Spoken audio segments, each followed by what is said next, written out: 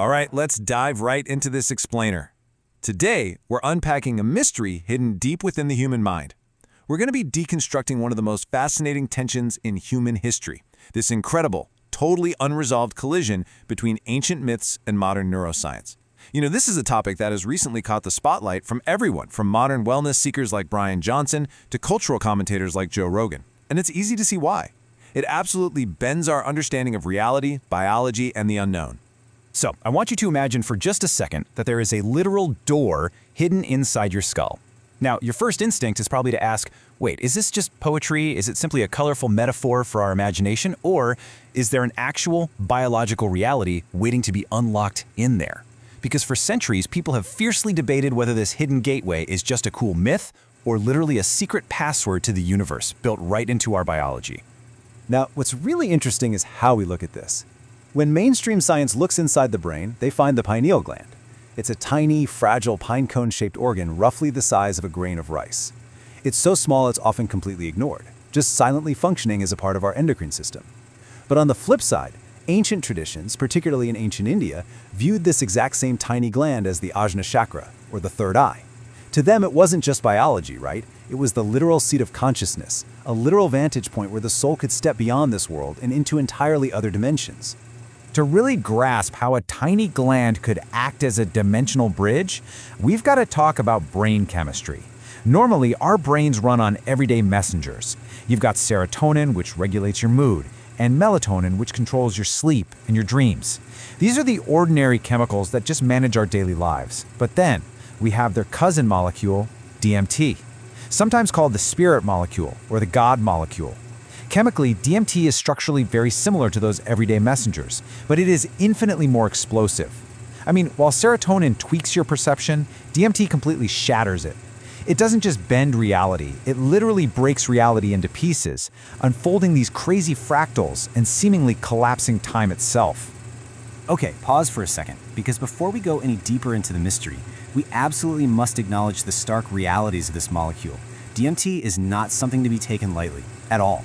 It has absolutely zero medical, clinical, or legal approval. Because of its explosive, reality-shattering nature, it represents a direct attack on the brain's normal functioning. Without proper guidance, experiencing a chemical like this can lead to permanent psychological damage.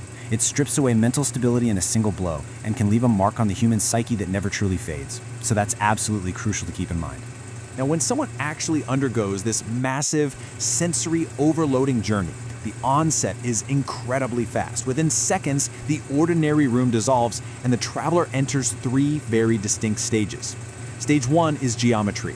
Reality collapses into these infinite spirals and fractals. You don't just see the patterns, you literally feel like you're inside them, surrounded by impossible shades of color. Then Stage 2 hits, the tunnel. Travelers report hurtling at intense speeds through these corridors of light where time completely stretches out or just entirely disappears. And finally, Stage 3, the entities. At the very end of the journey, travelers encounter these highly intelligent observers who almost seem to be waiting for them. Which brings us to the most baffling part of the entire mystery, the unexplainable consistency of these entity encounters. Whether it's Amazonian shamans drinking ayahuasca to communicate with jungle spirits, ancient Indian rishis meditating and seeing luminous beings, or modern psychology classifying them as Jungian archetypes, the core experience is practically identical. Modern travelers will call them machine elves that act like mechanical tricksters, or cosmic guides, or deities. The language changes, the era changes, the cultural context changes, but the essence remains exactly the same. It's an encounter with an unknown, highly intelligent presence that communicates purely through symbols and thought. No way around it. That is wild. So, with such profound, consistent reports, you're probably wondering, why hasn't science completely mapped this out by now? Well, honestly, it's like catching lightning in a bottle. We know DMT exists in nature. It's in acacia trees, certain grasses, and even in trace amounts in our own mammalian tissues, lungs, and blood. But actually isolating and measuring the exact moment of a massive DMT surge deep inside a living human pineal gland, that is incredibly difficult. Because the molecule is so elusive and the natural quantities are so incredibly small, mainstream neuroscience remains highly cautious. We simply just don't have the tools yet to perfectly capture that fleeting, explosive biological spark. Section 1. 5 Lenses of Understanding. Decoding the Mystery. To start decoding all of this, let's look through the biological lens. This perspective views DMT purely as biology's ultimate defense system. The theory here is that DMT acts as a kind of survival mechanism, a chemical cushion. When the human body goes through the most extreme transitions you can possibly imagine, like the intense trauma of birth, the final moments of a near-death experience, or just overwhelming physical stress, the brain releases a huge surge of DMT. It cushions the profound shock of life and death, triggering these visions simply to help the brain endure the unendurable.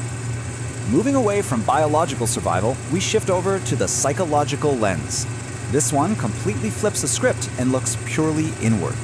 From this viewpoint, the intricate geometries, those timeless tunnels, and the intelligent entities aren't actually real, separate beings out there in the universe. Instead, they're deep symbols and projections emerging right out of our collective unconscious mind. Psychology suggests that these mind-bending realms are actually just hidden, buried layers of our own human psyche projecting outward. It's literally rendering our deepest fears, our memories, and our ancestral archetypes into a visual form. Then we have the spiritual lens, which lines up really closely with those ancient mystics we talked about. This lens suggests that, hey, none of this is a hallucination. Instead, it proposes that the pineal gland is quite literally a biological organ specifically designed to connect us to higher dimensions. Under this framework, DMT isn't just some random chemical reaction. It is the physical key to transcendence. It's nature's built-in mechanism that temporarily unlocks the door, allowing the human soul to actually make contact with a higher power and a much broader cosmic reality. Of course, we have to touch on the conspiracy lens. Given the sheer, undeniable power of this experience, a theory has emerged that the true capability of the pineal gland is widely known by those in power, but it's deliberately suppressed. The argument goes that if humanity truly understood how to unlock this gateway, people would completely wake up to their ultimate potential. So, according to this view, society just casually dismisses the whole thing as a mere myth or a dangerous hallucination, simply to keep the masses in a blind, manageable state.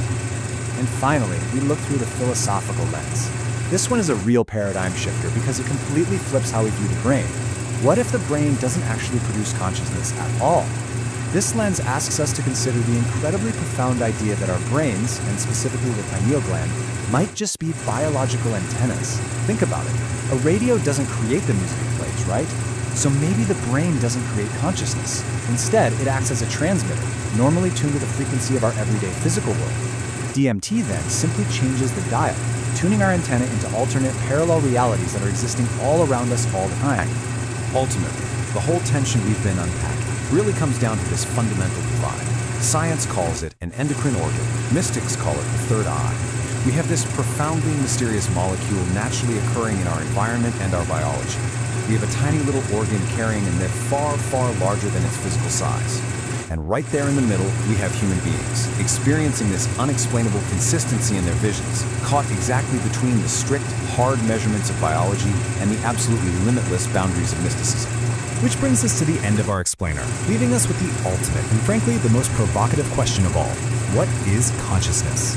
Are we really just complex chemical machines hallucinating a reality to survive, or are we cosmic receivers temporarily tuned into a physical world? The final answer might not be available to us just yet, but the fascination, that is never going to fade. I'd love to hear your thoughts on this incredible mystery. So keep analyzing the world around you, stay fascinated by the unknown, and never stop seeking the truth behind the nature of reality.